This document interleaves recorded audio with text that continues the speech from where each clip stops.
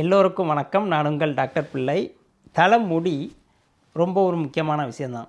ஆண்களாக இருந்தாலும் சரி, பெண்களாக இருந்தாலும் சரி, ஒரு கிரீடம் மாதிரி தலைக்கு மேலே இருக்குது இல்லையா? இது இல்லாமல் தான் பல பேர் கஷ்டப்பட்டுட்ருக்கீங்க. பல ஃபாலோவர்ஸை என்கிட்ட கேட்குற கொஸ்டின் அதுதான், டாக்டர் தலைமுடி கொட்டுது, தலைமுடி வளர்கிறதுக்கு என்ன சாப்பிட்ணும்? நம்ம சேனலில் பல வீடியோ போட்டிருக்கோம். ஆனால் இன்றைக்கி தலைமுடி கொத்து கொத்தாக வளர்கிறதுக்கு ஃப்ரூட்ஸு, பழங்கள் என்னென்ன சாப்பிட்ணும்? ரொம்ப ஆச்சரியமாக இருக்குல்ல. இந்த பழங்களில் என்னென்ன சத்து இருக்குது, அது எப்படி நம்ம முடி வளர்ச்சியை தூண்டுதுங்கிறத டீட்டெயிலாக பார்க்கலாம் வாங்க. முதலாவது சாப்பிட வேண்டிய பழம் என்னென்னு பார்த்தீங்கன்னா, சிட்ரஸ் ஃப்ரூட்ஸ்னு சொல்கிறோம் இல்லையா?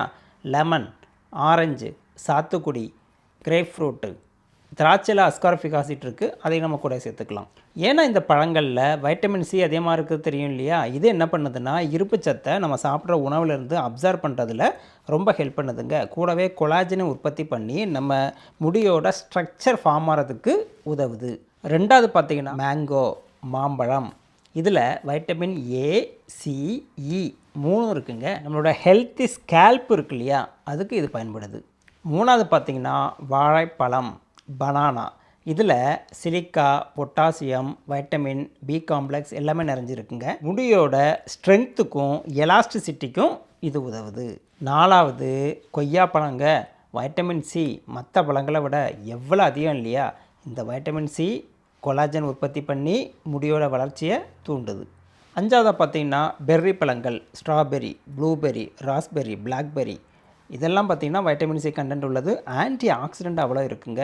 இது உடம்புல உள்ள அழுக்கு எல்லாத்தையும் நீக்கி அந்த ஸ்கேல்பில் படிஞ்சிருக்கக்கூடிய டாக்ஸின் எல்லாத்தையும் ரிமூவ் பண்ணி ப்ளட் சர்க்குலேஷனை இம்ப்ரூவ் பண்ணி ஹேர் க்ரோத்துக்கு ஹெல்ப் பண்ணுது.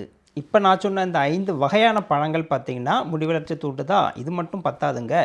இதுக்கு கூடயே புரத உணவுகள் நிறைய எடுத்துக்கணும். வெஜ்ஜில் பார்த்திங்கன்னா உங்களுக்கு பீன்ஸ் ஆகட்டும், பல்சஸ், நட்ஸு, சீட்ஸு, பருப்பு வகைகள், பயிறு வகைகள் எல்லாமே எடுத்துக்கலாம். நான்வெஜ்ஜில் கேட்க வேண்டாங்க. முட்டையோட வெள்ளைக்கரு இருக்குது, சிக்கன் இருக்குது, மட்டனில் கூட கொழுப்பை நீக்கிட்டு எல்லா புரதம் தான். முக்கியமாக நான் ரெக்கமெண்ட் பண்ணுறது லீன் புரோட்டீன் வகையை சார்ந்த மீன்கள்லேருந்து கிடைக்கக்கூடிய புரதம் ரொம்ப சூப்பரான எஃபெக்ட்டு. இரும்பு சத்து அதிகம் உள்ள உணவுங்க. கீரைகளில் எவ்வளோ இருக்குது இல்லையா, நான்வெஜ்ஜில் எவ்வளோ இருக்குது, நல்லா சாப்பிடுங்க.